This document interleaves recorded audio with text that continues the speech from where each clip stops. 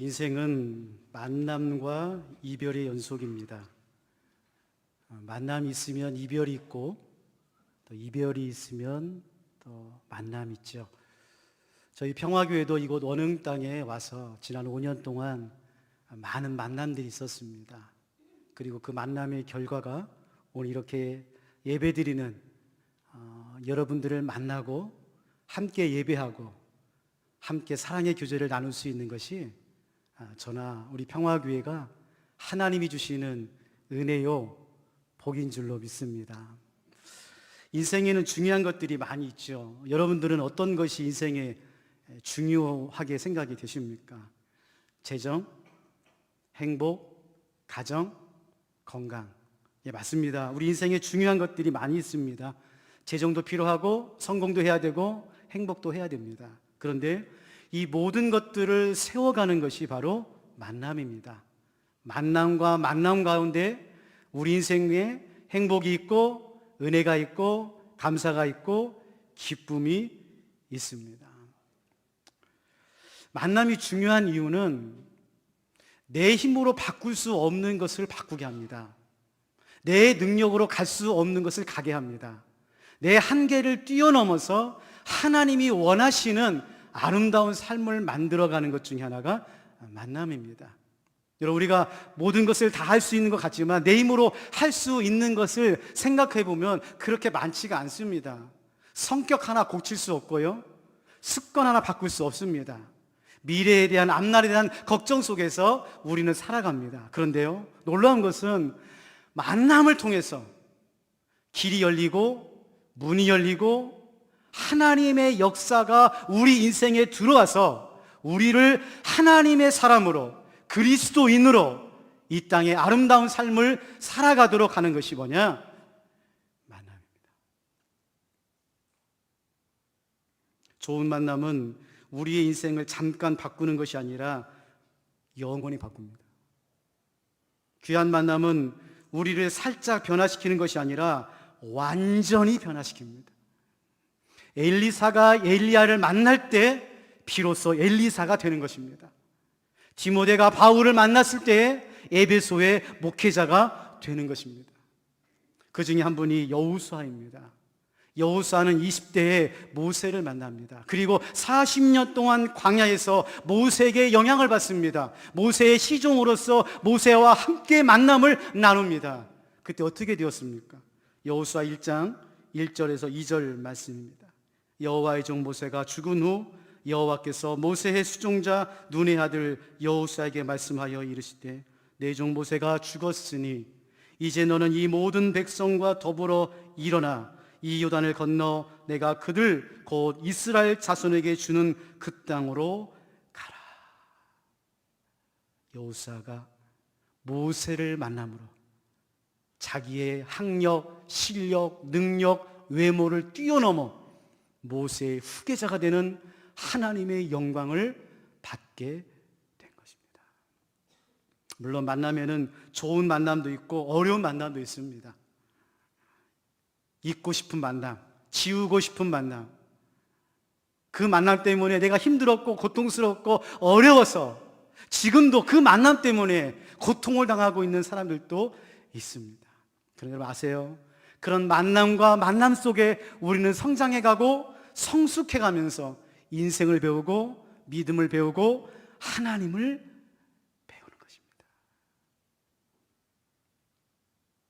근데 여기에 좋은 만남도 아니고 나쁜 만남도 아니고 한 번 만남으로 끝나지 않고 우리 인생에서 반드시 한 번은 만나야 될 분이 계십니다. 누굴까요? 예수 그리스도십니다. 예수님의 만남은 만나도 되고 만나지 않아도 되는 만남이 아닙니다. 그저 좋은 만남 정도가 아닙니다. 예수님을 만나는 것은 우리 인생을 새롭게 하며 거듭나게 하며 하나님의 사람으로 이 땅에서 하나님의 나라를 이루는 하나님의 백성, 하나님의 자녀가 되는 만남인 줄로 믿습니다. 어떤 분들은 이렇게 말하면, 목사님, 예수님을 만나고 싶은데 만나기가 너무 어려워요. 목사님, 저 같은 사람도 예수님 만나주시나요? 저같이 죄 많고 허물 많고 거짓말하고 누추한 인생 가운데서도 예수님이 저를 만나주시나요? 예. 우리 예수님은 이 땅에서 화려하고 권력 있고 부자고 높은 사람들, 율법적인 사람들을 만나러 온 게 아닙니다. 우리 예수님께서 직접 이렇게 말씀하셨어요. 마가복음 2장 17절 말씀입니다.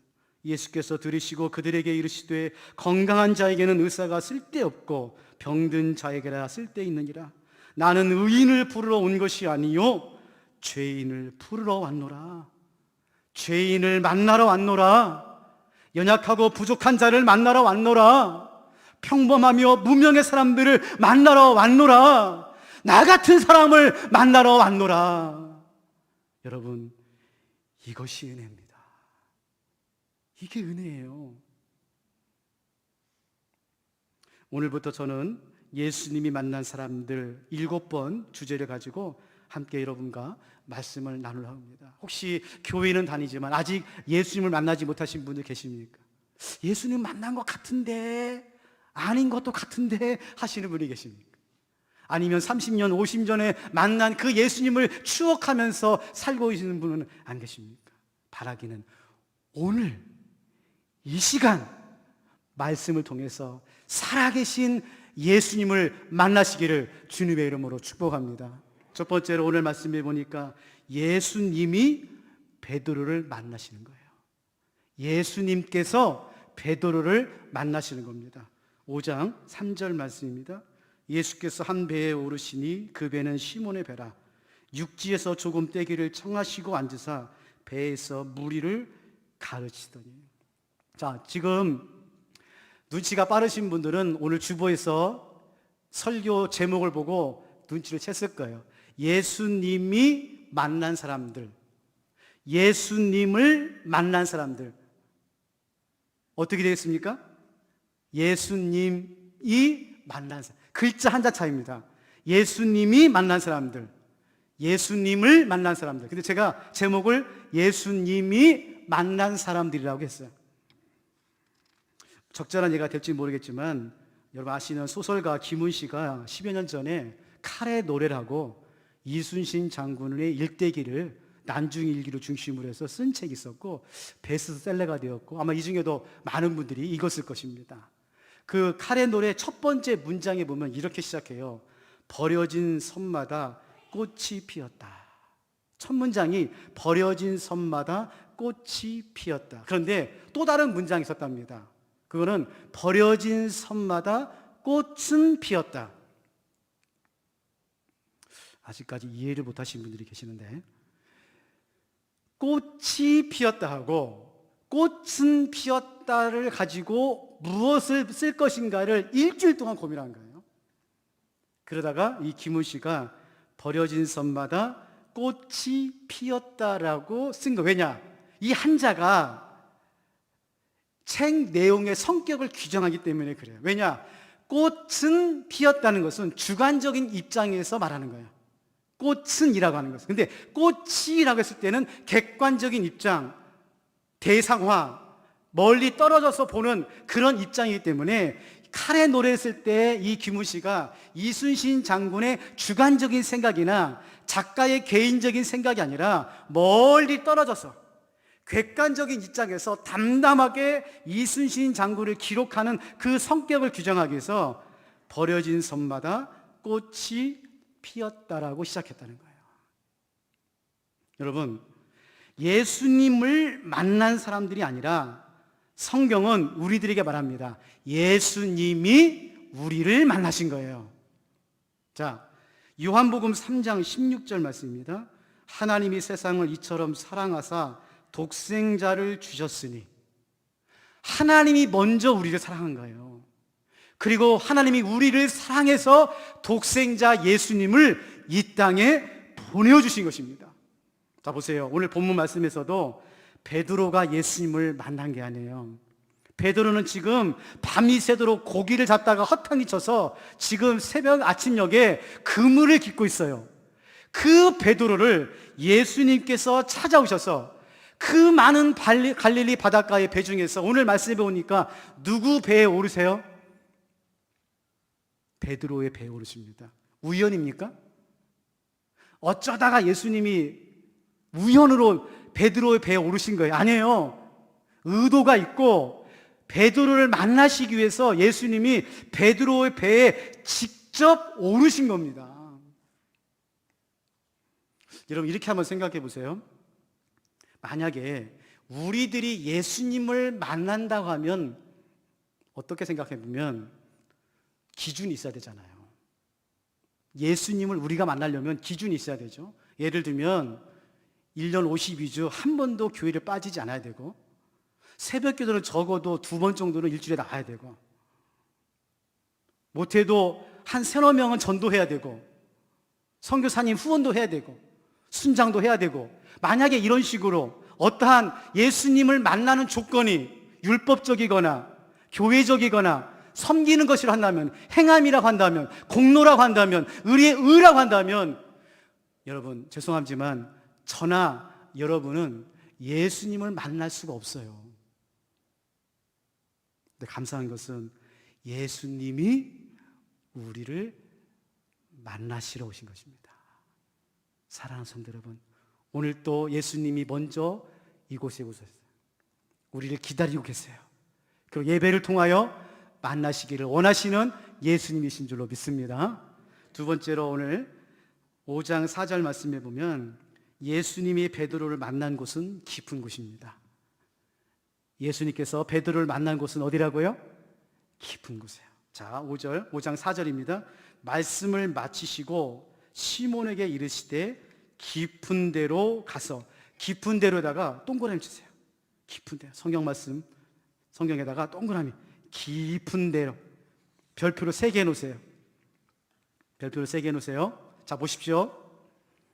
지금 예수님과 베드로의 간극을 알고 있어야 돼요. 여러분이 무슨 예수님의 드라마나 영화를 보면 예수님이 지금 배에 오르셔서 말씀을 전할 때에 몇몇 사람들과 함께 예수님이 말씀을 전하고 베드로는 가까이 있는 것처럼 그렇게 묘사가 되고 있어요. 근데 여러분, 성경에 보면 예수님을 따르는 사람들이 수십 명, 수백 명이 아닙니다. 누가복음 12장 1절 말씀이에요. 그동안에 물이 수만 명이 모여 서로 밟힐 만큼 되었으니, 누가가 예수님을 따르는 사람들을 몇 명이라고 그래요? 수만 명. 놀라질 않으시네요. 응? 수만 명이 예수님을 따랐어요. 여러분, 오병이의 기적을 할 때 예수님께서 오병을 통해서 몇 명 먹이셨어요? 5,000명. 남자만. 성경학자들은 어린아이와 여자까지 포함해서 몇 명? 2만 명 이상. 예수님을 따르는 무리들은 수십 명, 수백 명이 아니에요. 수천 명입니다, 적어도. 지금 갈릴리 바닷가에서 예수님이 배에 오르셔서 말씀을 전할 때 무리들은 수백 명이에요, 수백 명. 지금 베드로는 그 수백 명 그 너머에 있는 거예요. 그런데 예수님께서 그 무리들을 해치고 베드로에게 말씀하는 겁니다. 베드로야, 깊은 데로 가서 그물을 던져라. 사랑하는 성도 여러분, 혹시 여러분이 무리 사이에 묻혀 있습니까? 내 인생에서는 부모님에게, 친구들에게, 직장 동료들에게 주목받지 못하셨습니까? 여러분 기억하세요. 우리 예수님은 여러분을 주목하고 계십니다.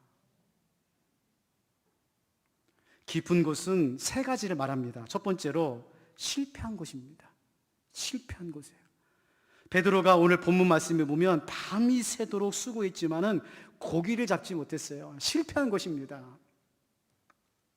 쓸쓸한 곳이죠. 가고 싶지 않은 곳입니다. 여러분, 우리 인생에 실패의 자리가 있어요.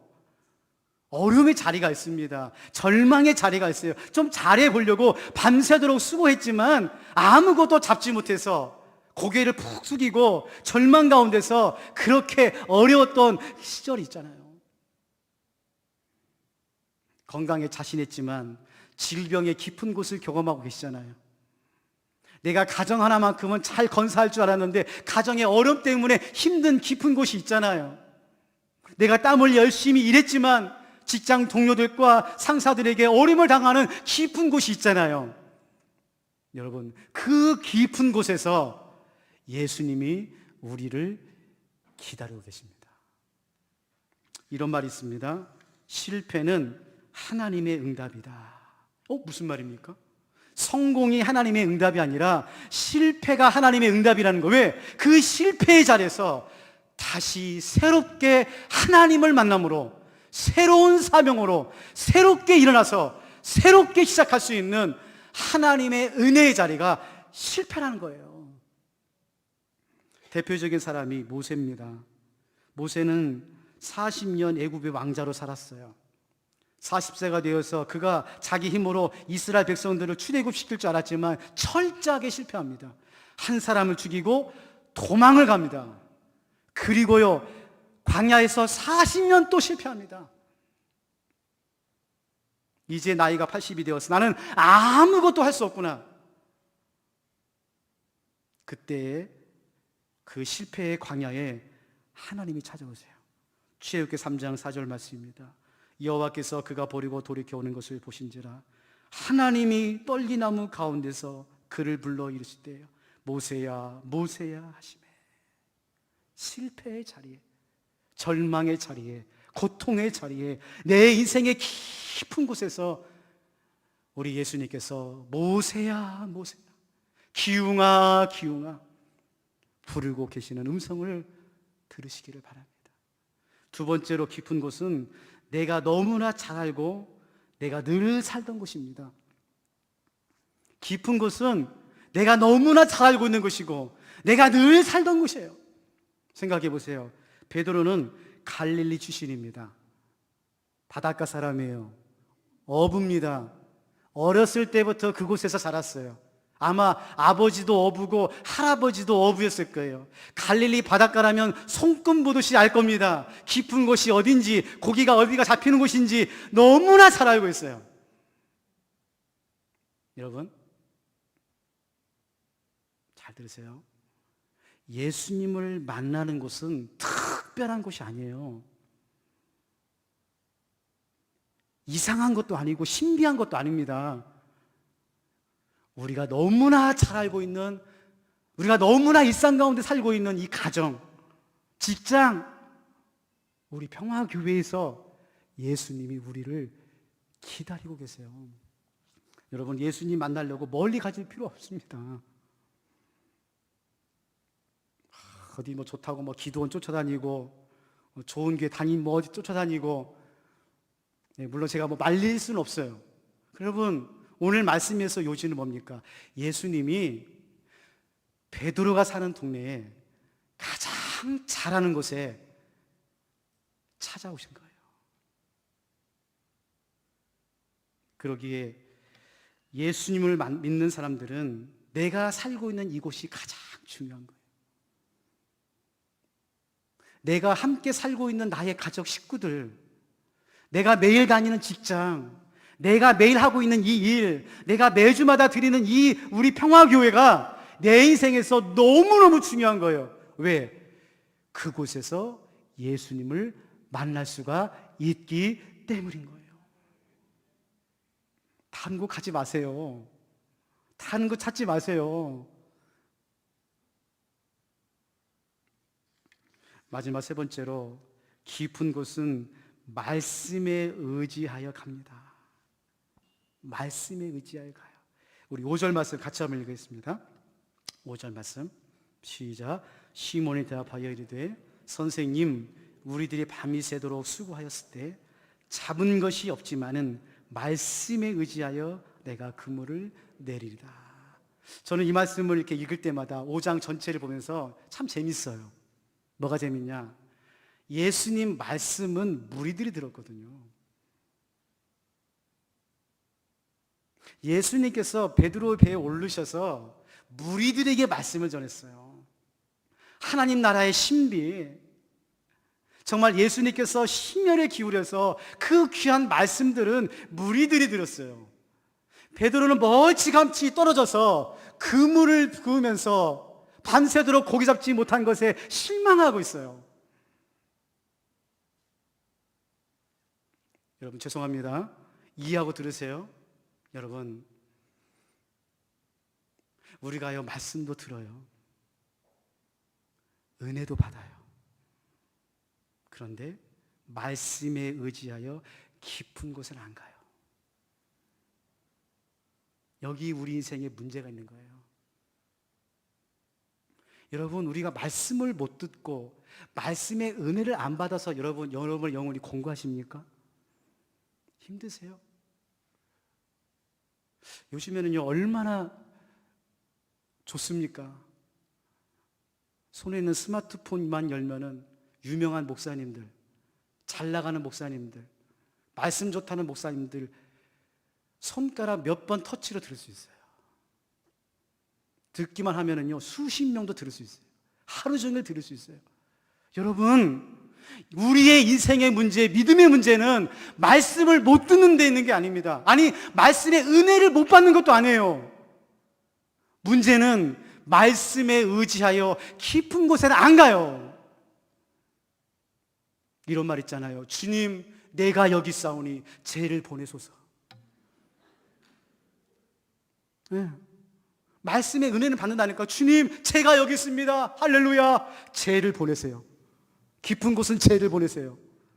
깊은 곳은 목사님이 대표로 가세요. 왜 우리 인생에 신비가 일어나지 않고 기적이 일어나지 않고 왜 우리 인생에 예수님 만남이 없을까요? 말씀을 못 듣기 때문이 아니에요. 아니, 심지어는 말씀에도 은혜를 받는다니까요. 내 문제는 말씀에 의지하여 깊은 곳에는 안 가요. 도전하지 않습니다. 모험하지 않아요. 시도하지 않아요.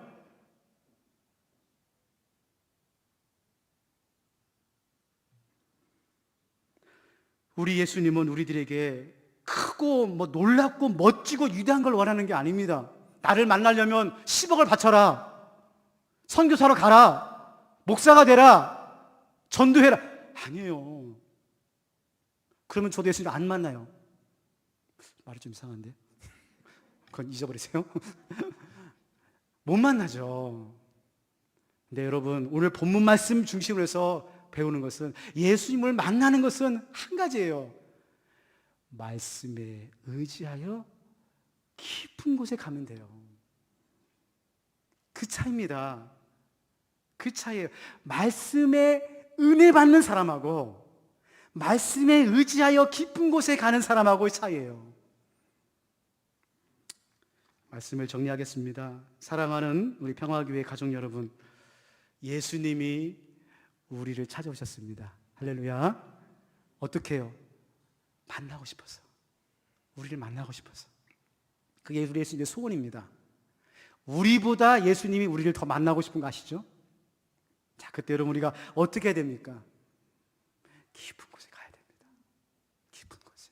실패의 자리, 질병의 자리, 절망의 자리, 고통의 자리, 상처의 자리로 가셔야 돼요.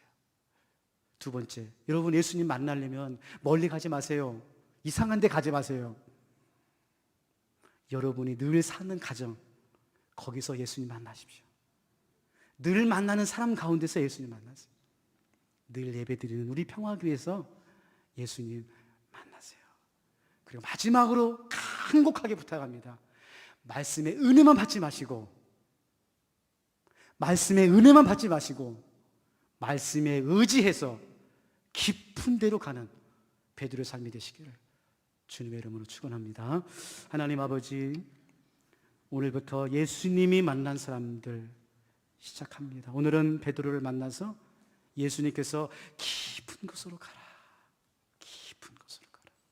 베드로는 가기 싫었을 겁니다. 실패의 자리였고 자기가 너무나 잘 알고 있는 곳이었습니다. 그러나 베드로가 이렇게 말합니다. 말씀에 의지하여 내가 가리라.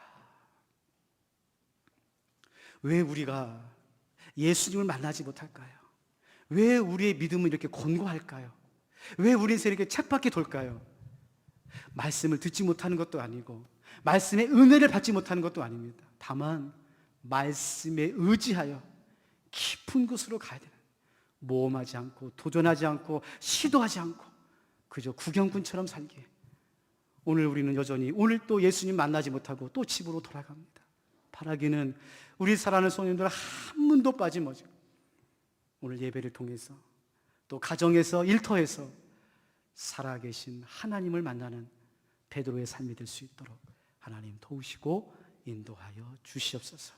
오늘 또 죄 많은 인생, 부족한 인생, 연약한 우리들을 찾아오시는 예수님의 이름으로 기도하옵나이다. 아멘.